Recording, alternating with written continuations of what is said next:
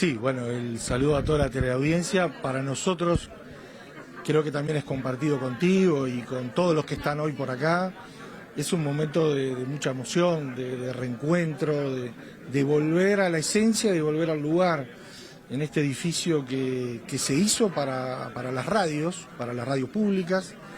Y en este caso fue septiembre, trabajamos y trabajaron mucho los funcionarios de las radios como para llegar a este momento, que es mudar el estudio de Radio Uruguay, que había quedado en la planta de la Explanada de Canal 5, y que vuelva a su lugar. Y además ese estudio se llama Sergio Sacomani, que también nos reivindica o nos recuerda una época que fue un quiebre, ¿no?, en la historia de las radios públicas, que fue el 2005, cuando este edificio se adaptó a lo que es hoy y sigue siendo una serie de estudios de radio modelo. Son pocos, yo creo que casi ninguno, y que es público, y es de todos y es nuestro. Así que reivindico este día como para homenajear a todos los que trabajaron en la radio pública y para los que siguen trabajando y sintiendo el rol que las radios públicas deben jugar en el Uruguay. Aprovechan esta oportunidad de reinstalarse aquí para, bueno, de alguna forma modificar o mejorar o renovar, capaz que la palabra es renovar la programación de las radios públicas. ¿Cuáles son los programas que se destacan en esta nueva etapa y cuáles son los objetivos? Bueno, es el principio de la reconstrucción, por llamarle de alguna manera, y como tú decías, ya se han ido agregando algunos programas.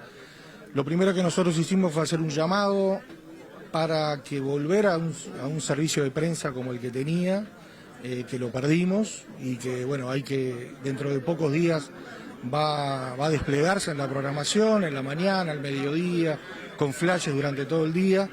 Hicimos un llamado concurso para informativistas, periodistas, hicimos un llamado concurso a productores.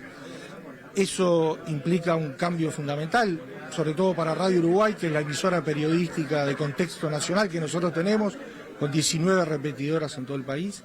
Y era fundamental también tener los corresponsales. Durante los últimos 5 años dejamos de tener corresponsales en departamentos claves del país, y bueno, a través del sistema de concursos ya lo tenemos cubierto.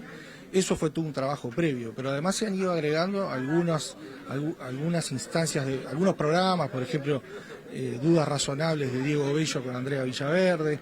Van a venir una serie de cambios también que implica el futuro, desafíos que estamos armando. Pero... ¿Cómo responde, doctor, este planteo que hace y estos anuncios con la crítica de la oposición en cuanto a que es un gasto doble, que fue lo que se pretendió resolver en el periodo pasado unificando los medios públicos y además enfrentando un presupuesto tan magro como es el que se le otorgó a las radios públicas?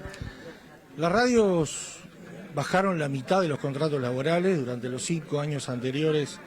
No solamente estaba la amenaza de perder este edificio, sino 40 y pico de contratos que quedaron afuera, 20 y pico que fueron al SECAN en otras áreas.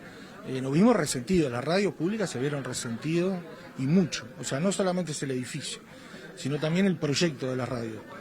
Pero acá no se está gastando el doble, porque los lugares en donde le querían asignar a las radios se va a utilizar por digital, por ejemplo, y para otras áreas que el canal necesita espacio.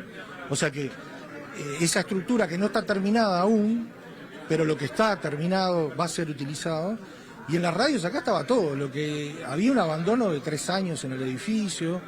Y bueno, yo creo que yo cambiaría por decir, ¿quién podría con esta estructura hecha para las radios desandar el camino que arrancó allá por los 90, que se profundizó en el 2005, pero acá hay una inversión del Estado muy grande, y estos estudios adecuados a radio de primer nivel, creo que destinarlo a oficinas o algún otro destino que desconocíamos era, sí, sin duda una pérdida de dinero y una pérdida de oportunidades de un edificio emblemático de Sarandí Misiones, que alberga a la ANIP, que hace sinergia con el SODRE, con las radios, y bueno, que buena parte del resto del edificio está la Dirección Nacional de Cultura. O sea, acá no se perdió dinero ni se malgastó dinero. Con muy bajo costo mudamos los estudios de Radio Uruguay, porque además los hicimos con el esfuerzo, el trabajo, la dedicación y la vocación de los funcionarios que tenemos en la radio.